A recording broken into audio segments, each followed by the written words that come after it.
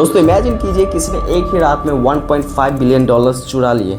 यह हॉलीवुड की कोई मूवी की कहानी नहीं है, ये रियल लाइफ में हुआ है। 21 फरवरी 2025 दुनिया का सबसे बड़ा क्रिप्टो हेस्ट होता है।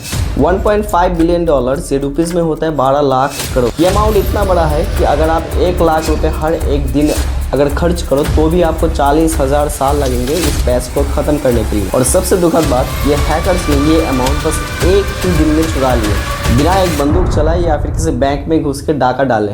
नॉर्थ कोरियन हैकर्स जो दुनिया की सबसे डेंजरस साइबर क्रिमिनल्स माने जाते हैं, उन्होंने एक टॉप क्रिप्टो करेंसी एक्सचेंज का पॉकेट खाली कर देती है। अगर आप क्रिप्टो में इन्वेस्ट करते हो या फिर सिर्फ ये समझना चाहते हो कि इतना बड़ा हेस्ट कैसे हुआ, तो ये वीडियो आपके लिए है। तो बात है 21 फरवरी 2025 की। एक नॉर्मल वर्किंग डे। बायबिट जो एक कंपनी दुबई में बसी है और दुनिया की टॉप 3 एक्सचेंजेस में से एक है, वो अपना ऑपरेशन नॉर्मल डे की तरह रन कर रही होती थी। सडनली 4 लाख इथेरियम गायब। पहले कंपनीज के एम्प्लॉयज को लगा कि ये कोई टेक्निकल एरर है, पर जब इन्वेस्टिगेशन चालू हुई तो पता चला कि यहाँ पे दुनिया की हिस्ट्री का सबसे बड़ा क्रिप्टो हेस्ट हो चुका है। FBI ने जब इन्वेस्टिगेशन किया तो पहला ब्लेम डाला लजारस ग्रुप पे। लजारस ग्रुप एक North Korean government sponsored hacking organization है जो कि रिकॉग्नाइज जनरल ब्यूरो यानी कि RGB उसके अंडर काम करती है। ये RGB नॉर्थ कोरिया की इंटेलिजेंस ब्यूरो है और ये पहली बार नहीं कि इस ग्रुप ने क्रिप्टो चोरी किया है। 2017 में इन्होंने एक साउथ कोरियन क्रिप्टो एक्सचेंज जिसका नाम है बिटहम्प, वहां से 4,500 बिटकॉइन चुराए थे। 2018 में एक जापानीज क्रिप्टो एक्सचेंज, वहां से इन्होंने 530 मिलियन डॉलर्स की क्रिप्टो करेंसी चुराई थी। ऐसे ही हर एक साल इस लजारस ग्रुप ने किसी ना किसी क्रिप्टो एक्सचेंजेस से ह्यूज अमाउंट ऑफ मनी चुराए हैं। यहाँ पे आपके मन में ये सवाल आ सकता है कि नॉर्थ कोरिया की सरकार क्यों इसको पाल पोस रहा है।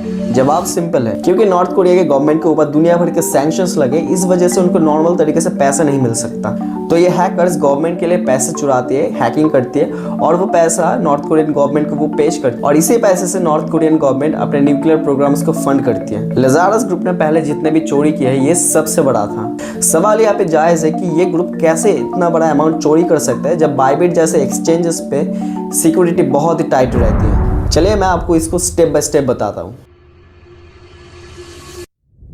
स्टोरी में आगे बढ़ने से पहले कुछ टेक्निकल टर्म्स को समझ लेते हैं जो कि इस स्टोरी को समझने के लिए बहुत ही जरूरी है। सबसे पहले समझते हैं कि एक क्रिप्टो करेंसी को कैसे स्टोर किया जाता है। एक होता है हॉट वॉलेट, ये इंटरनेट से कनेक्टेड होता है। जैसे आपके फोन में पेटीएम वॉलेट है वैसे ही ये कन्वीनियंट है, आप जल्दी से ट्रांजैक्शन कर सकते हो। पर इसमें एक प्रॉब्लम है, क्योंकि ये इंटरनेट से कनेक्टेड है, इस वजह से कोई हैकर अगर चाहे तो इसको हैक कर सकते हैं। भले ही इसको हैक करना बहुत ही मुश्किल होता है, लेकिन फिर भी एक पॉसिबिलिटी रह जाती है कि इसको हैक किया जा सकता है। एक और चीज़ होता है cold wallet. Cold wallet internet से पूरा डिस्कनेक्टेड होता है। ये एक फिजिकल डिवाइस होता है, जैसे कि एक USB ड्राइव। इसे हार्डवेयर वॉलेट भी कहा जाता है। ये बहुत ज़्यादा सिक्योर होता है, क्योंकि एक चीज़ जो इंटरनेट से कनेक्टेड नहीं होती है उसको हैक करना इम्पॉसिबल हो जाती है।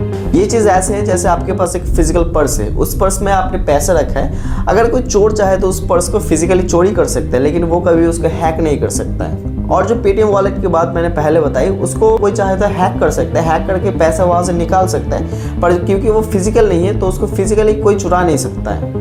बायबिट जैसे एक्सचेंजेस मोस्टली अपना सारा पैसा कोल्ड वॉलेट में रखता है। डेली ट्रांजैक्शन के लिए कुछ पैसा उन्हें हॉट वॉलेट में भी रखना पड़ता है, क्योंकि रोज विड्रॉल होता है और डिमांड को पूरा करने के लिए ये जरूरी होता है।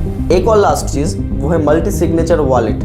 ये एक प्रोटोकॉल है और ये बहुत ही इंपॉर्टेंट कॉन्सेप्ट है। नॉर्मल किसी भी कोल्ड वॉलेट में एक सिग्नेचर या फिर एक की होता है, मतलब ये एक पासवर्ड या फिर एक कोड होता है। अगर वो मिल जाता है तो गेम ओवर, फिर चाहे कोई भी आपका पैसा वहां से निकाल सकता है। मल्टी सिग्नेचर वॉलेट में क्या होता है कि एक कोल्ड वॉलेट वहां से पैसे निकालने के लिए मल्टीपल लोगों की सिग्नेचर और अप्रूवल चाहिए होता है। तो इस वजह से कोल्ड वॉलेट से पैसे निकालना कोई एक बंदे पे डिपेंड नहीं करता है। और बायबिट ये जो कंपनी की मैं बात कर रहा हूँ, इसका कोल्ड वॉलेट इस मल्टी सिग्नेचर मॉडल पे ही काम करता था। पर यहाँ पे सबसे बड़ा लूपहोल जो मुझे लगा वो है कि इनका सिक्योरिटी प्रोटोकॉल बहुत ही बढ़िया थी, लेकिन जब ट्रांजैक्शन साइन करवाने की बात आती थी तो ये कंपनी बायबिट किसी और एक थर्ड पार्टी कंपनी पे डिपेंड करती थी और हैकर्स ने इसी बात का फायदा उठाया। लजारस ग्रुप को पता थी कि बायबिट को डायरेक्टली हैक करना ऑलमोस्ट इम्पॉसिबल है। इनके पास मल्टी सिग्नेचर प्रोटोकॉल है, कोल्ड वॉलेट्स है और दुनिया की बेस्ट सिक्योरिटी है। तो उन्होंने क्या किया, उन्होंने बायबिट की थर्ड पार्टी जो सर्विस प्रोवाइडर्स है उनको टारगेट करना चालू किए। ये कंपनी ट्रांजैक्शन साइनिंग करवाने के काम करती थी।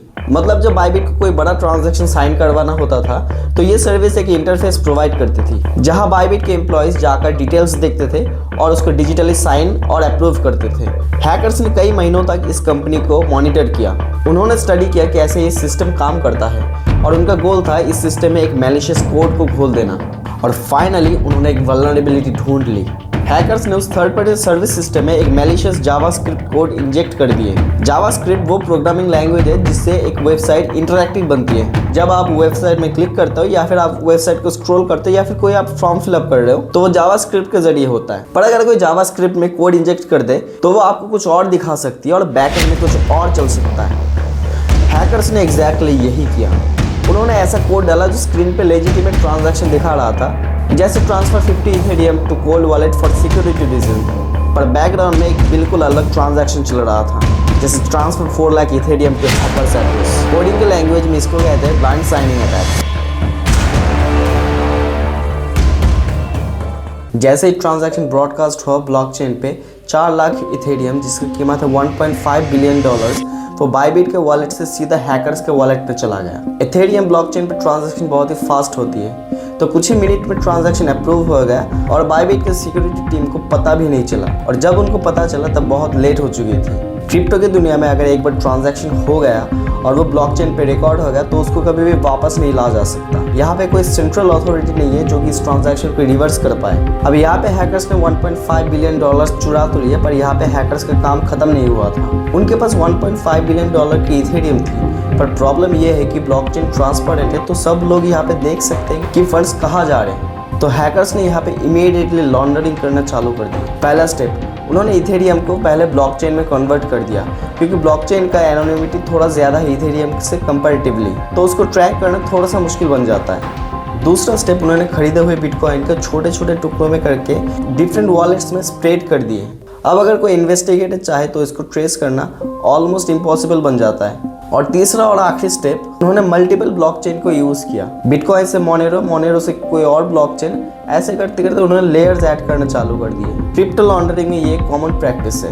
FBI और इंटरनेशनल एजेंसीज ने यहाँ पे कोशिश की इन्हें ट्रैक करने की, पर लजारस ग्रुप अपने काम में माहिर है। कुछ फंड्स यहाँ पे रिकवर हुए, लेकिन मेजोरिटी ऑफ द फंड्स वो चला गया लजारस ग्रुप के पास। इस घटना का आफ्टरमैथ, जब ये घटना पब्लिक हुई तो क्रिप्टो दुनिया में ये अर्थक्वेक ला दिए थे। बाइबिट ने इमीडिएटली अपने CEO बेन ज़ोउ उनके द्वारा एक पब्लिकली स्टेटमेंट रिलीज करवाए। उन्होंने कहा, we have detected unauthorized access resulting in loss of funds. News public होने के बाद लोग घबरा गए और वो जल्दी से बाइबिट से अपना सारा कॉइन निकालना चालू कर दिए। पर बाइबिट ने यहाँ पे एक बड़ा मूव लिया। उन्होंने अपने पार्टनर और इन्वेस्टर से ब्रिज लोन लिए, मतलब एक इमरजेंसी फंडिंग, ताकि वो यूजर को एश्योर कर सके कि उनका पैसा सेफ है। उन्होंने डिक्लेयर किया all user funds are safe, और जो लॉस हुई है वो लॉस बाइबिट कंपनी वो खुद बियर करेगी।